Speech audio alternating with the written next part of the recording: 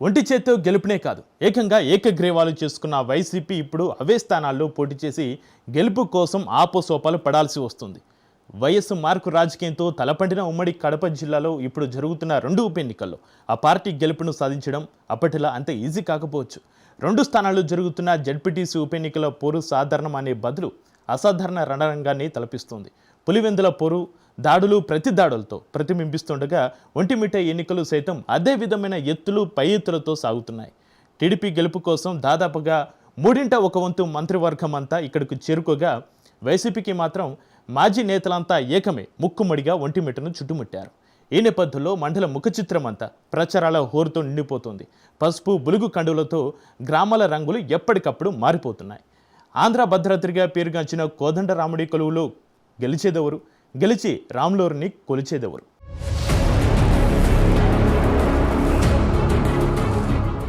ఏకశిలపై సీతారామ లక్ష్మణులు కొలువై ఉన్న ఒంటిమిట్టలో ఇప్పుడు జరుగుతోన్న ఉప ఎన్నిక కాకరేపుతోంది. జడ్పీ కాలపరిమితి ముగిసేందుకు కేవలం 9 నెలల సమయం మాత్రమే మిగిలుండగా జరిగే బైపోల్ భయం పుట్టిస్తోంది. ఈసారికి ఎలా అయినా గట్టెక్కించవయ్యా కోదండరామ పాహిమామంటూ ఇరు పార్టీల నేతలు రాములూరిని వేడుకుంటున్నారు. వాస్తవానికి ఒంటిమిట్ట నుంచి 4 ఏళ్లకు ముందు జడ్పీటీసీగా ఏకగ్రీవమైన ఆకేపాటి అమర్నాథ్ రెడ్డి జిల్లా పరిషత్ చైర్మన్ అయిపోయారు. ఆ తర్వాత ఏడాది క్రితం జరిగిన అసెంబ్లీ ఎన్నికల్లో రాజంపేట నుంచి వైసీపీ తరపున ఎమ్మెల్యే అభ్యర్థిగా పోటీ చేశారు. ఆ స్థానం నుంచి గెలుపొందిన ఆకేపాటి జడ్పీ చైర్మన్ పదవితో పాటు ఒంటిమిట్ట జడ్పీటీసీకి రాజీనామా చేశారు. దీంతో ఇక్కడి సీటు ఖాళీ అయింది. పోటీ అనివార్యమైంది. ఈ తరుణంలో ముంచుకొచ్చిన ఉప ఎన్నికల్లో టీడీపీ నుంచి అద్దలూరు ముద్దు కృష్ణారెడ్డి అనే యువకుడు పోటీలో ఉన్నారు. పూర్తిగా రాజకీయాలకు కొత్త అయిన ఈ అభ్యర్థి అదే రాజకీయాల్లో తలపడిన వైసీపీ అభ్యర్థి ఇరగంరెడ్డి సుబ్బారెడ్డితో తలపడుతున్నారు. ఇరగంరెడ్డి గత జడ్పీ పాలకవర్గంలో వైస్ చైర్మన్గా పనిచేసిన అనుభవం ఉండడంతో మండల వ్యాప్తంగా రాజకీయ సంబంధాలు ఉంటాయనుకోవచ్చు.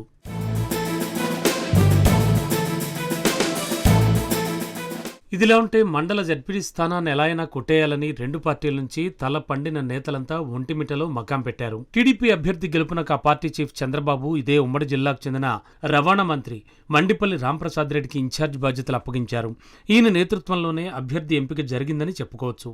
రాజంపేట నియోజకవర్గంలో కీలకంగా ఉంటోన్న ఒంటిమిట్ట కేంద్రం నుంచి టీడీపీకి బలమైన కేడర్ ఉండనే ఉంది.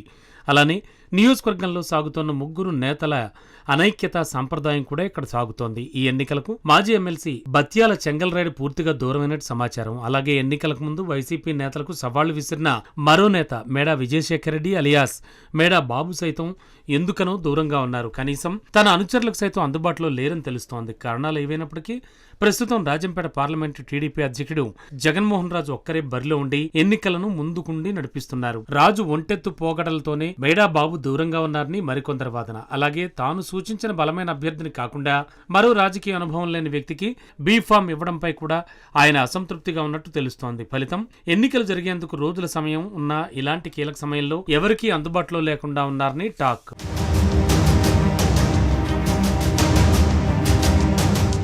ఒంటిమిట్ట ఎన్నికల్లో గెలుపు కోసం రాష్ట్ర మంత్రులు మండిపల్లితో పాటు జిల్లా ఇన్ఛార్జి మంత్రి సవిత, మరో మంత్రి బీసీ జనార్దన్ రెడ్డి, మరికొందరు కార్పొరేషన్ చైర్మన్లు ఇంకా ఎమ్మెల్యేలు ప్రచారంలో ముమ్మరంగా తిరుగుతున్నారు. ఇప్పటికే మండల పరిధిలోని అన్ని గ్రామాల్లో ఒక విడత ప్రచారం ముగించారు అధికార పార్టీ నేతలు. అయితే మండలంలో నెలకొన్న అసంతృప్త వాదులను బుజ్జగించడం నేతలకు తలకు మించిన భారంగా మారుతోందని విస్తృత ప్రచారం జరుగుతోంది. ఇప్పటికే బలిజ సామాజిక వర్గం బహిరంగంగా టీడీపీకి మద్దతు ఇవ్వమంటూ తేల్చి చెప్పినట్టుగా తెలుస్తోంది. అంతేకాదు రెడ్డి సామాజిక వర్గం కూడా వైసీపీకి అనుకూలంగా పనిచేసే అవకాశాలున్నట్లు గుసగుసలు వినబడుతున్నాయి. అయితే కూడా అదే ఫార్ములాతో రెడ్డి సామాజిక వర్గానికి చెందిన అభ్యర్థిని ఎంపిక చేసినట్లు తెలుస్తోంది. ఇక వైసీపీకి అనుకూలంగా మాజీ డిప్యూటీ సీఎం అంజాద్ బాషా, కడప నగర మేయర్ సురేష్ బాబు, వైసీపీ జిల్లా అధ్యక్షుడు రవీంద్రనాథ్ రెడ్డి తదితరులు ప్రచారంలో పాల్గొంటున్నారు. ఇప్పటికే ఆ పార్టీ నేతలు ఒంటిమిట్ట గెలుపు అభ్యర్థి ఎంపికతోనే తేలిపోయిందని సంబరపడిపోతున్నారట. ఎందుకంటే రాజకీయాల్లో టీడీపీ అభ్యర్థికి కొత్త కావడం, నియోజకవర్గ స్థాయి నేతల్లో ఐక్యతారాగం లేకపోవడం వంటి కారణాలు అసెంబ్లీ ఎన్నికల ఫలితాలను తెచ్చిపెట్టే అవకాశాలు లేకపోలేదని ఆ పార్టీకి చెందిన విశ్వాసపాత్రులైన కార్యకర్తలు చెప్పుకునే మాట. ఇలా ఎవరికి వారు ఒంటిమిట్ట గెలుపు అవకాశాలపై లెక్కలు వేసుకుంటున్నారు.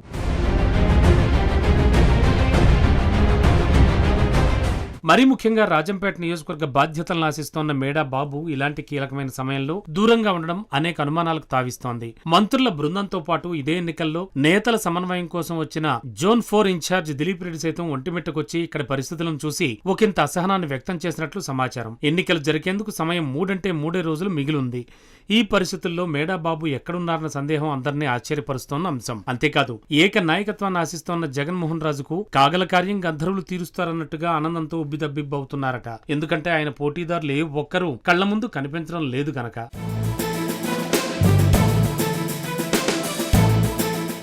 ఏది ఏమైనా ఒంటిమిట్ట ఉప ఎన్నిక టీడీపీకి మంచి ఫలితాన్ని ఇస్తుందనే అధిష్టానం ఆశయానికి ఇక్కడి నేతలే గండికొట్టే ప్రయత్నం చేస్తున్నారన్న అనుమానాలు కార్యకర్తల్లో బలపడేటట్లు చేస్తోందట. అసెంబ్లీ ఎన్నికల్లో ఎదురైన ఘోర పరాభవం అధికారంలో ఉన్నప్పుడైనా టీడీపీ కాపాడుకుంటుందా లేక జెడ్పీ సీట్ను పళ్లెల్లో పెట్టి అప్పగిస్తుందా అనేది ఎవరికి వారే తేల్చుకోవాలి.